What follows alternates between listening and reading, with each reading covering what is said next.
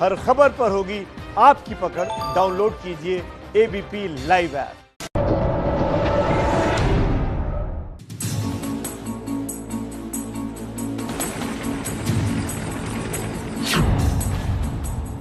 चीन के खिलाफ भारत सीना तान कर खड़ा है।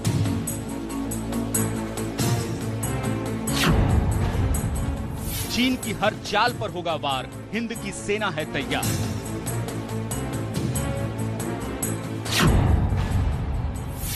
रूस में चीन के रक्षा मंत्री पर भारी पड़े राजनाथ।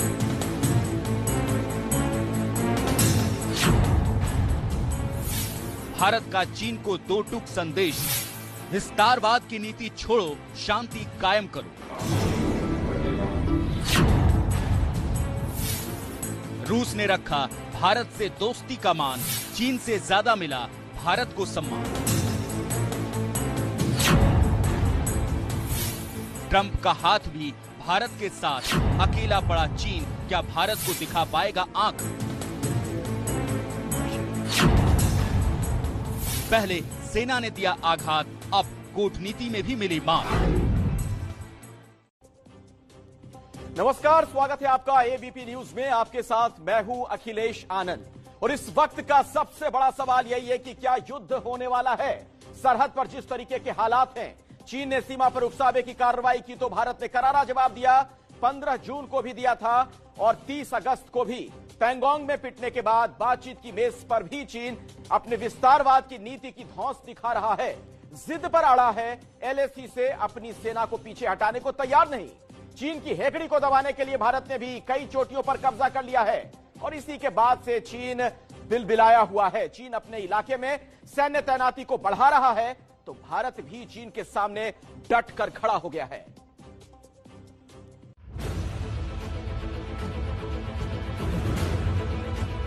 चीन के साथ सीमा पर तनाव है। सबके मन में ये सवाल है कि क्या युद्ध होने वाला है, क्योंकि तनाव के बीच सरहद की ओर लगातार सेना की मूवमेंट दिख रही है।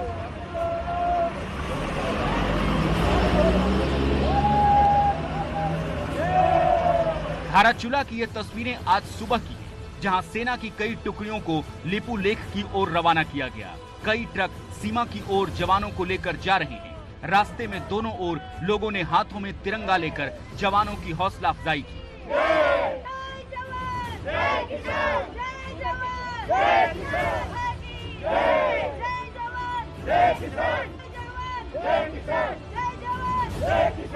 लद्दाख में घुसपैठ के दौरान नाकाम रहे चीन ने अब पिथौरागढ़ के बॉर्डर पर हरकतें करना शुरू कर दिया है और इसके मद्देनजर भारतीय सेना लगातार रवाना हो रही है लिपू लेक की ओर, जहां चाइना बॉर्डर है। और इस वक्त आप देख सकते हैं कि धारचूला के गाल गांव से जो ये गाड़ियां निकल रही हैं, वहां पर आर्मी का स्वागत किया जा रहा है, उन पर फूल बरसाए जा रहे हैं। पूर्वी लद्दाख में घुसपैठ की नाकाम कोशिश के बाद अब ड्रैगन पिथौरागढ़ के लिपू लेक से लगी सीमा पर साजिश रच रहा है। सुरक्षा एजेंसियों ने चीन के इन हरकतों को भांप लिया और तैयारी शुरू कर दी। उत्तराखंड से लगी सीमा पर भी हलचल तेज हो गई। रास्ता दुर्गम और जर्जर है, जगह जगह लैंडस्लाइड का खतरा भी है, लेकिन बावजूद इसके सरहद की ओर सेना कूच कर रही है, क्योंकि देश पर युद्ध का खतरा मंडरा रहा है। चीन को जवाब देना है।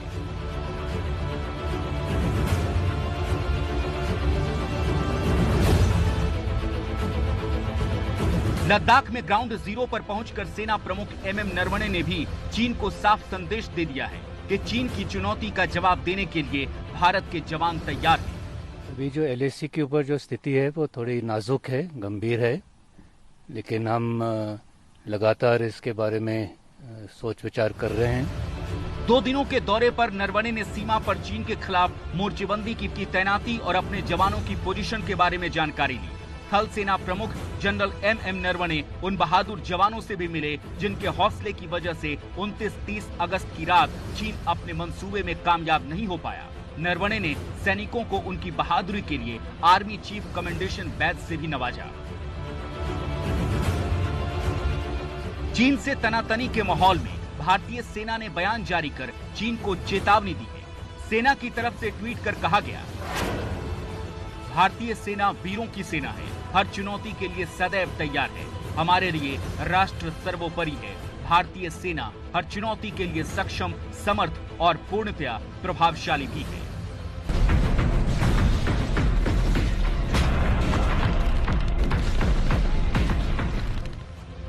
सैन्य मोर्चे पर चीन के खिलाफ भारत की सेना तो तैयार है ही, कूटनीतिक मोर्चे पर भी चीन की चाल को जवाब दिया जा रहा है।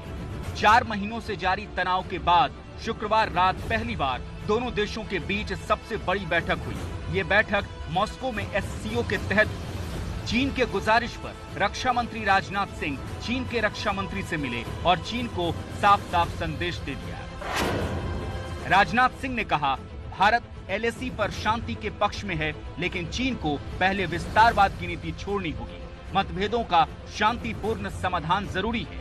SCO क्षेत्र में विश्वास का माहौल भी जरूरी है, लेकिन आक्रमण की नीति सबके लिए विनाश लाती है।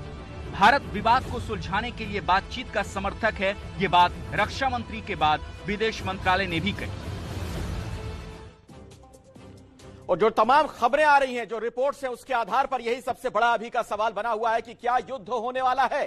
बातचीत करने के लिए हमारे साथ डिफेंस एक्सपर्ट, रक्षा मामलों के बेहद ही खास जानकार कर्नल दानवीर सिंह मौजूद हैं। उनके पास हम आपको लिए चलेंगे, भी आपको लिए चलेंगे। नीरज राजपूत हमारे साथ जुड़ चुके हैं और सबसे पहले लेह का रुख हम करना चाहेंगे। और नीरज, बताइए अभी क्या हालात है वहां पर, सरहद से क्या सूचना मिल रही है?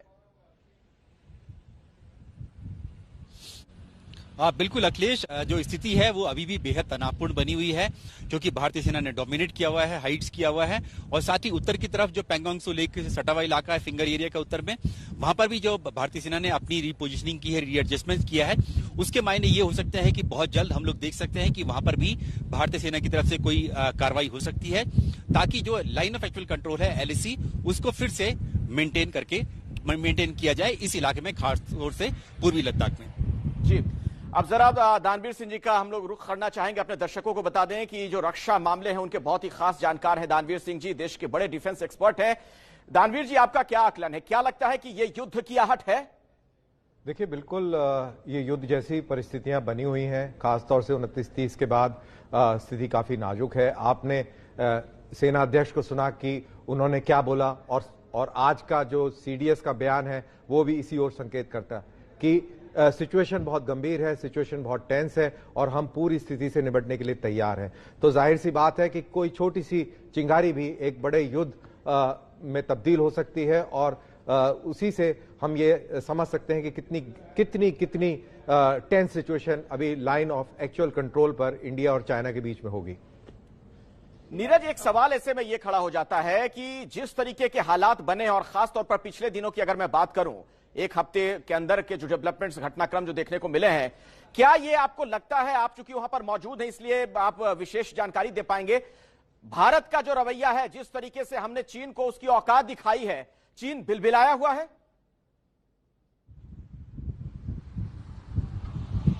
बिल्कुल अखिलेश, बिल्कुल आपने ठीक कहा। चीन पूरी तरह से बिलबिलाया हुआ है। खासतौर से जो स्पेशल फ्रंटियर फोर्स SFF का जो ऑपरेशन हुआ, उससे बेहद ज्यादा बिलबिलाया हुआ है, क्योंकि SFF में ही तिब्बतन कम्युनिटी के लोग होते हैं, तिब्बतन रेफ्यूजीज होते हैं, जिनकी भर्ती की जाती है, चाहे वो भारत के रेफ्यूजीज हों या फिर साथ ही भूटान से हो, नेपाल या तिब्बत के ही हों, वो सब होते हैं। तो उनको इस तरह के जो ऊंचे ऊंचे पहाड़ होते हैं, उनका बहुत ज्यादा एक्सपीरियंस रहता है चढ़ाई करने का। इसी तरह की पहाड़ जो है, वहां पर हमने देखा है, जो पैंगोंग त्सो लेक से सटा हुआ इलाका जो है, हेलमेट टॉप का, ब्लैक टॉप का, मगर हिल्स का, वो सब गुरुंग हिल्स, वो सब इसी तरह की पहाड़ियां हैं जो कि 15-16 हजार फीट की ऊंचाई पर है। उनको बहुत एक्सपीरियंस रहता है, इसीलिए उनको इस्तेमाल किया गया था। और चीन इसीलिए, क्योंकि तिब्बत पर कब्जा किया हुआ है, गैर कानूनी कब्जा किया हुआ है चीन ने, इसीलिए चीन को और ज्यादा मिर्ची लगी हुई है कि इस ऑपरेशन में भारतीय सेना ने SFF के कमांडोज को, विकास रेजिमेंट को क्यों इस्तेमाल किया।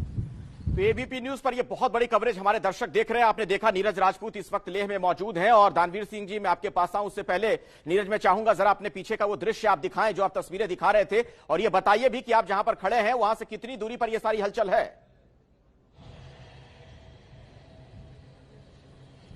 आप बिल्कुल देखिए अखिलेश, मैं दिखाना चाहूंगा आपको कि जहां हम लोग खड़े हुए हैं, क्योंकि LAC से काफी दूर का इलाका है, क्योंकि भारतीय सेना ने और जो लोकल एडमिनिस्ट्रेशन है उसने मना किया हुआ है, क्योंकि हालात बिल्कुल युद्ध जैसे बने हुए, जैसे कि आप खुद कह रहे हैं, कर्नल दानवीर सिंह कह रहे हैं ये हालात युद्ध जैसे हैं। आप गाड़ियां देखिए, बिल्कुल लगातार गाड़ियां यहाँ पर सैनिकों की मूवमेंट की जा रही है। यहाँ पे हम लोग यहाँ पर जहां पर खड़े हुए हैं वहां से ही एलएसी जाती है और इसीलिए वो गाड़ियां यहाँ पर, सैनिकों की गाड़ी हमेशा यहाँ पे घूमती रहती हैं इस जगह पर जहां पर ये ऊंची ऊंची पहाड़ियां हैं। इन्हीं के पीछे ही एलएसी का हिस्सा है, काफी दूरी है यहाँ से और पहले इसीलिए मीडिया को, सिविलियंस को रोक दिया गया है। कम से कम 50 किलोमीटर दूर तो सिविलियंस को ही रोक दिया गया है। कोई किसी को जाने की इजाजत नहीं है। सिर्फ और सिर्फ सेना और आईटीबीपी के जवान इस इलाके में है और किसी को जाने की इजाजत नहीं है। बेहद तनावपूर्ण यहाँ पर माहौल है इस वक्त है और जैसा कि खुद थल सेना प्रमुख जनरल एमएम नरवणे ने भी कहा कि ये जो हालात हैं बेहद गंभीर बने हुए हैं और इसीलिए, क्योंकि युद्ध की पूरी तैयारी है, इसीलिए यहां पर किसी को जाने की इजाजत नहीं दी जाती। लेकिन पहाड़ बिल्कुल ठीक वैसे हैं जैसे पीछे मेरे दिखाई देंगे, कैमरामैन सुंदर दिखाएंगे। ये ऊंचे ऊंचे पहाड़, ठंडे रेगिस्तान है, इनमें कोई पेड़ नहीं होता है, कोई ऑक्सीजन यहाँ पर नहीं थी। ऑक्सीजन की बेहद कमी यहाँ पर होती है। इसीलिए इस इलाके में जो युद्ध करना या फिर सैनिकों की तैनाती होती है वो बहुत मुश्किल होती है। देखिए, जहां पर भी हम लोग देखेंगे रोड पे, सड़कों पर जो गाड़ियां हैं, सैनिकों की गाड़ियां हैं, सेना की गाड़ियां हैं, उनका मूवमेंट लगातार हम लोग देखते रहते हैं। न केवल सैनिक, जो पैदल इन्फेंट्री सोल्जर्स हैं, उसके अलावा जो हैवी मशीनरी है वो भी हमने देखा। हमने तो आसमान में भी देखा कि तोप को लेके जा रहे हैं, चिनूक हेलीकॉप्टर लेके जा रहे हैं, अलग अलग दिशाओं में लेके जा रहे हैं, एलएसी की तरफ लेके जा रहे हैं। तो ये सारी जो है स्थिति है वो यहाँ पर बनी हुई है, क्योंकि सेना ने हमें मना किया है कि जो ऑपरेशनल जो मूवमेंट हो रहे हैं उनके बारे में ज्यादा जानकारी ना दें। इसीलिए अखिलेश, हम थोड़ा बचेंगे इस तरह की जानकारी देने से, लेकिन मैं पूरा दिखा सकता हूँ। काफी अभी दूरी पे हूँ एलएसी पे, इसलिए जो गाड़ी काफिला निकला ये हम लोग दिखा सकते हैं। बहुत ज्यादा दूर, पहले ही रोक रखा है सेना ने कि किसी को सही आप कर रहे हैं नीरज। दरअसल एक जिम्मेदार चैनल होने के नाते हमारी ये जिम्मेदारी है कि हम जो भी सेंसिटिव इंफॉर्मेशन है वो लीक ना होने दें अपने चैनल के माध्यम से। बिल्कुल भी गैर जिम्मेदारी वाली रिपोर्टिंग हम ना करें। नीरज ने आपको बताया, इसीलिए पूरी जानकारी हम लोग जो दे रहे हैं उस जगह से दे रहे हैं जहां से किसी तरीके का कोई नुकसान ना होने पाए। चीन को इस बार उसी की भाषा में जवाब दिया जा रहा है और बराबर जवाब दिया जा रहा है। कूटनीतिक मोर्चे पर विवाद को सुलझाने के लिए भले ही चीन बातचीत की बात कर रहा हो, लेकिन सीमा पर उसकी उकसाने वाली हरकतें भी लगातार जारी हैं और यही वजह है कि सीमा पर हलचल तेज है। हालात ऐसे हैं कि सालों बाद गृह मंत्रालय के बॉर्डर मैनेजमेंट के सचिव संजीवा कुमार लद्दाख चीन की फॉरवर्ड पोस्ट का दौरा करने पहुंचे। लंबे वक्त के बाद सेक्रेटरी स्तर के किसी अधिकारी का फॉरवर्ड पोस्ट पर दौरा हो रहा है। संजीवा कुमार सीमा पर इंफ्रास्ट्रक्चर से जुड़ी तैयारियों की समीक्षा कर रहे हैं, यानी कोशिश है कि अगर चीन के साथ लंबे वक्त तक संघर्ष चलता है तो उसकी तैयारी भी पूरी कर ली जाए। सरकार ने संदेश दे दिया है, इस इलाके में चीन से निपटने के लिए भारतीय सेना पूरी तरीके से तैयार है। और हमारे साथ भारत के बड़े डिफेंस एक्सपर्ट कर्नल दानवीर सिंह लगातार जुड़े हुए हैं, उन्हीं का रुख करना चाहूंगा मैं अब। और दानवीर सिंह जी, जो चोट फ्रंटियर फोर्स ने चीन को पहुंचाई है, ये उसी का दर्द तो नहीं है जो बार बार चीन की तरफ से बयान दिया जा रहा है कि अपनी सीमा में किसी को घुसने नहीं देगा? देखिए, जाहिर सी बात है, जब वो चीन बोलता है कि अपनी सीमा में किसी को घुसने नहीं देगा और अपनी जमीन की रक्षा करेगा, तो वो एक तरीके से एक तो मान गया है कि हिंदुस्तान की जो फौज है वो कुछ ऐसे इलाकों पर बैठी है जिसको वो अपना अभी तक मानता रहा और वो अपना एक दबाव, बहुत बड़ा भारी दबाव महसूस कर रहा है। फिर आपने स्पेशल फ्रंटियर फोर्स के जवानों की बात करी। जी हाँ, ये वही तिब्बती जवान है और ये वही तिब्बती लोग हैं जिनको वहां से खदेड़ा गया था 50 के दशक में। और कुछ साल पहले आपने ल्हासा की अपराइजिंग के बारे में सुना होगा और वो तस्वीरें भी देखी होंगी जिसमें पीएलए के सैनिकों ने निहत्थे और कमजोर तिब्बतियों को मारा और उनके मॉनेस्ट्रीज को जलाया, घरों को बर्बाद किया। आज ये पहली बार 1950 जब से दलाई लामा हिंदुस्तान में आए हैं तब से ये पहली बार एक ऐसी स्थिति पैदा हुई कि जब ये स्पेशल फ्रंटियर फोर्स के वही तिब्बती जवान, उनका सामना चीनी सैनिकों के साथ हुआ और चीनी सैनिकों ने इन तिब्बती जवानों के हाथों पिटाई भी खाई। तो ये एक बहुत ही गेम चेंजिंग टाइम है और उनकी जो मनोस्थिति है चाइना की, आप समझ सकते हैं कि कितना बड़ा धक्का चीन को लगा होगा। चलिए दानवीर जी, बहुत बहुत शुक्रिया आपका, आप हमारे साथ जुड़े, आपने इतनी महत्वपूर्ण जानकारी दर्शकों तक पहुंचाई। नीरज राजपूत भी हमारे साथ लेह से जुड़े हुए थे। नीरज, आपका भी बहुत बहुत धन्यवाद। नमस्कार, स्वागत है आपका एबीपी न्यूज में। आपके साथ मैं हूं अखिलेश आनंद। सुशांत केस में रिया चक्रवर्ती पर शिकंजा कसता जा रहा है और ऐसा हम इसलिए कह रहे हैं क्योंकि रिया के भाई ने पूछताछ में जो कबूला, उससे रिया के राज अब दुनिया के सामने आने वाले हैं। सवाल यह है कि भाई के बाद क्या अब रिया की बारी है? रिया की बारी कब है, कब उसका नंबर आएगा? ये देखिए, दो तस्वीरें आपके सामने हैं, रिमांड में भाई और अब बहन की बारी। और जिस तरीके से उसने कई जानकारियां दी हैं शौबिक ने, रिया की मुश्किलें आने वाले दिनों में बढ़ सकती हैं। तो ये जो भाई बहन की जोड़ी है, सवाल यही कि क्या ड्रग्स के गोरख धंधे में भी ये जुटे हुए थे? शोभिक अंदर, रिया बाहर। सवाल यही कि अब इसका नंबर कब आएगा? रिया चक्रवर्ती तक इस पूरे मामले में तार पहुंचते हुए नजर आ रहे हैं और शोभिक से जो पूछताछ हुई है उसने कई अहम जानकारियां दी है और कई ड्रग्स पेडलर से शोभिक के तार जुड़े हुए हैं। यह बताया जा रहा है कि काफी दिनों से कई ड्रग्स तस्करों के साथ उसके ताल्लुकात थे।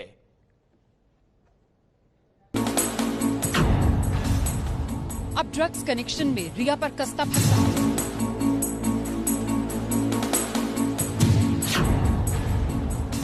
ड्रग्स कनेक्शन पर रिया से पूछताछ की घड़ी आई।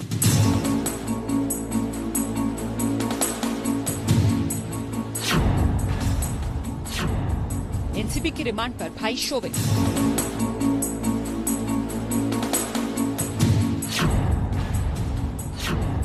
अब रिया की बारी।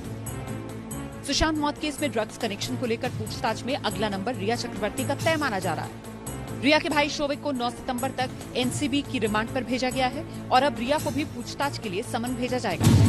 के भाई का कस्टडी रिमांड लिया, सैमुअल मिरांडा का लिया, 2 लोगों का हमारे पास, ये चारों आदमी हमारे जब पूछताछ की बात आती है तो जो भी लोग रेलेवेंट हैं उनको समन देके बुलाएंगे, जिसमें रिया शामिल। एनसीबी की माने तो जांच की कार्रवाई सिर्फ सुशांत मौत केस से जोड़कर नहीं बल्कि ड्रग्स रैकेट के मुंबई समेत देश भर में फैले कारोबार की होगी, जिसमें कई बड़ी मछलियां फंस सकती हैं। Normally, we look at international and interstate connections.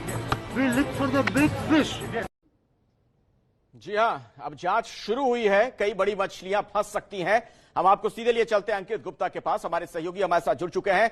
अंकित, सवाल यही है, भाई के बाद क्या बहन का नंबर है?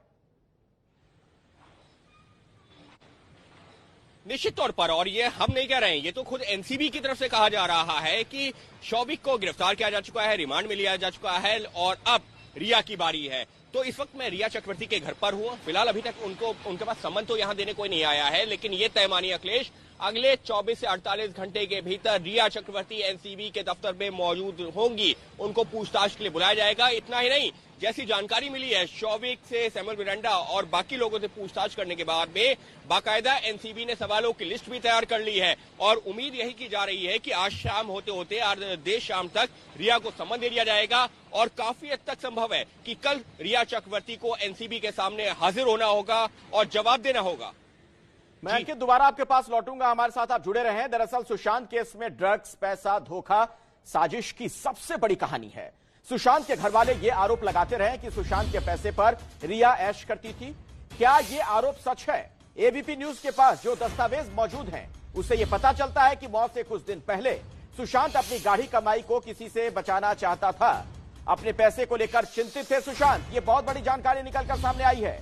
सुशांत केस में एबीपी न्यूज पर यह नया खुलासा आप देख रहे हैं।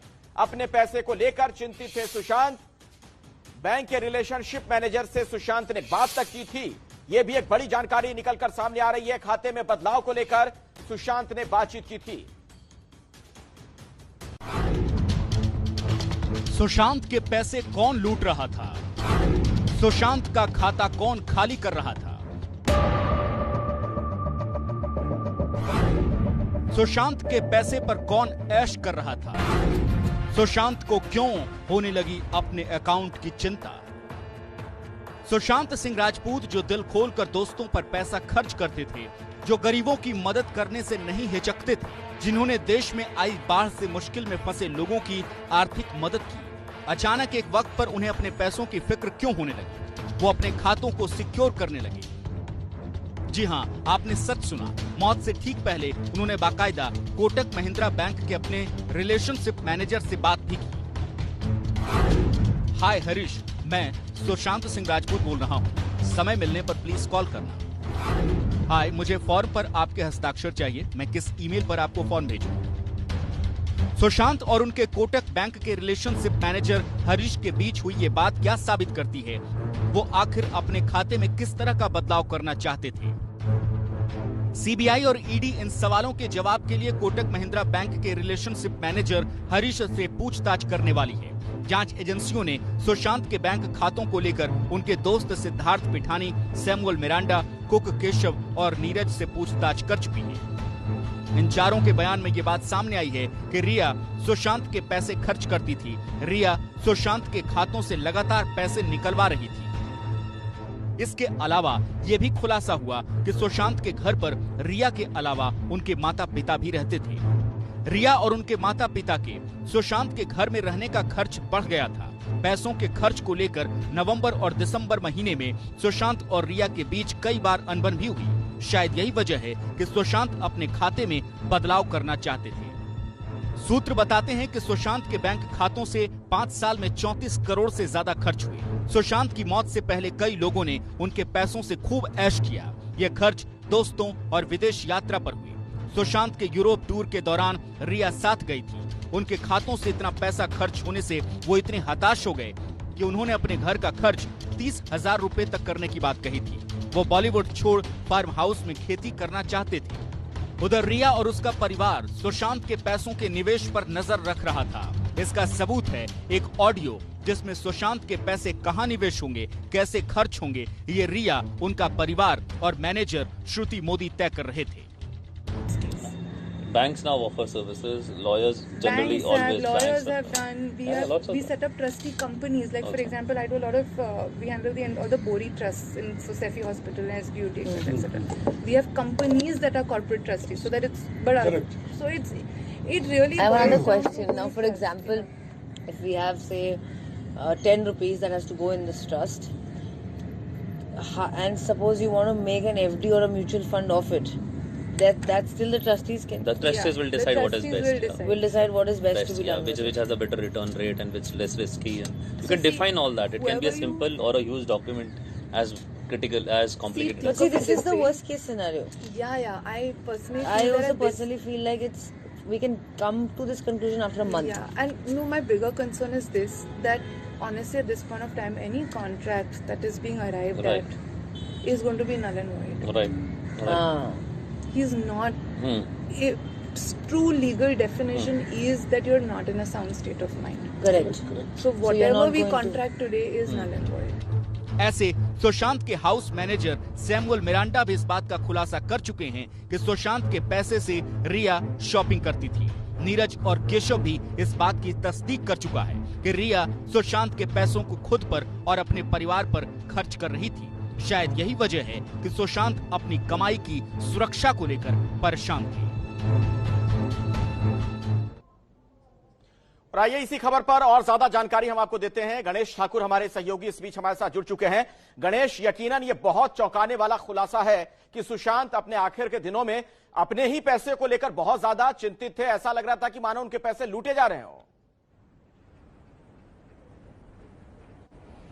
जी बिल्कुल, देखिए अखिलेश, एबीपी न्यूज के पास और भी चैट्स हैं, लेकिन जो जांच एजेंसीज हैं उन्होंने रिक्वेस्ट की है कि ये उनके केस को खराब कर सकता है, क्योंकि अभी तक हरीश से पूछताछ होना बाकी है। तो हम वो नहीं दिखा रहे, बस एक ही पार्ट दिखाया है जिसमें सुशांत एक अपने रिलेशनशिप मैनेजर से बात करता है और वो फॉर्म भेजने की बात करता है। जो जानकारी सूत्रों बता रहे हैं उसके मुताबिक सुशांत को रिया और उसके परिवारों ने इन्वेस्टमेंट करने की कुछ जानकारी या सलाह दी थी, जो सलाह सुशांत ने नहीं मानी।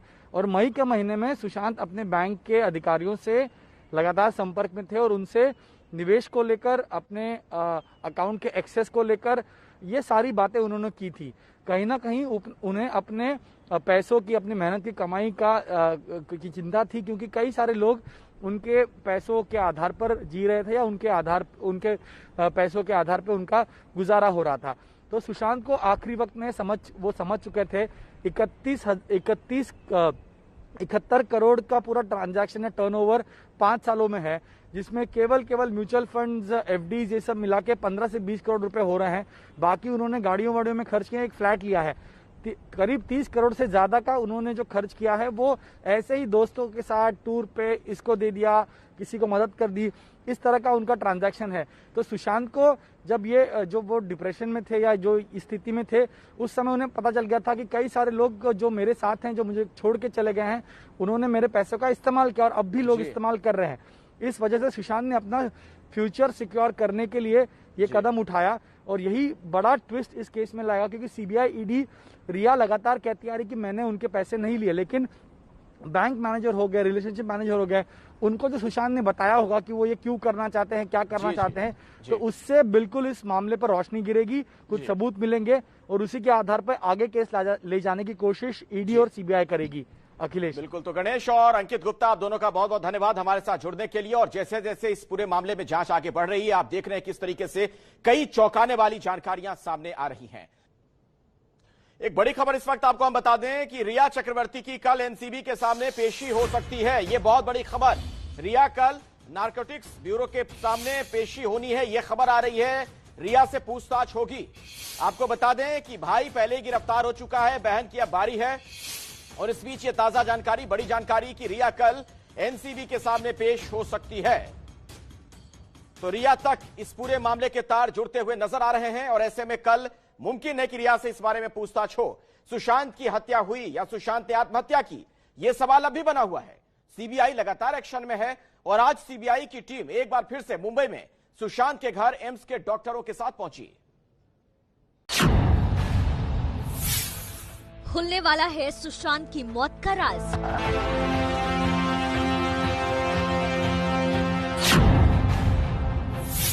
मर्डर या सुसाइड पर जल्द होगा खुलासा।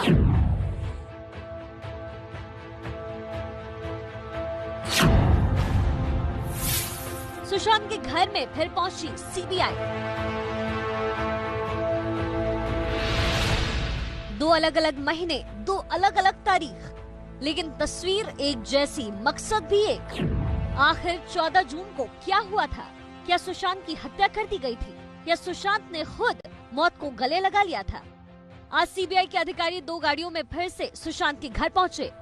यही वो सीबीआई के अधिकारी हैं जो थोड़ी देर पहले यहाँ पर पहुंचे हैं और अंदर जाकर कुछ तफ्तीश, कुछ पूछताछ कर रहे हैं। हमने जब उनसे बात करने की कोशिश की तो जाहिर है कि उन्होंने हमसे बात तो नहीं की, लेकिन ये एक बड़ी बात है कि सीबीआई के अधिकारी आखिर सुशांत सिंह राजपूत के घर किस लिए आए हैं, क्या तफ्तीश हो रही है, क्या पूछताछ हो रही है। तो फिलहाल देखना होगा कि एक तरफ जहां पर रिया चक्रवर्ती से कई दिन तक सीबीआई ने पूछताछ की, इस मामले के अलग अलग संदिग्धों से भी पूछताछ की है, तो आज सुशांत सिंह राजपूत के घर पर सीबीआई के अधिकारी पहुंचे हैं और लगातार यहां पर जांच पड़ताल, तफ्तीश कर रहे हैं।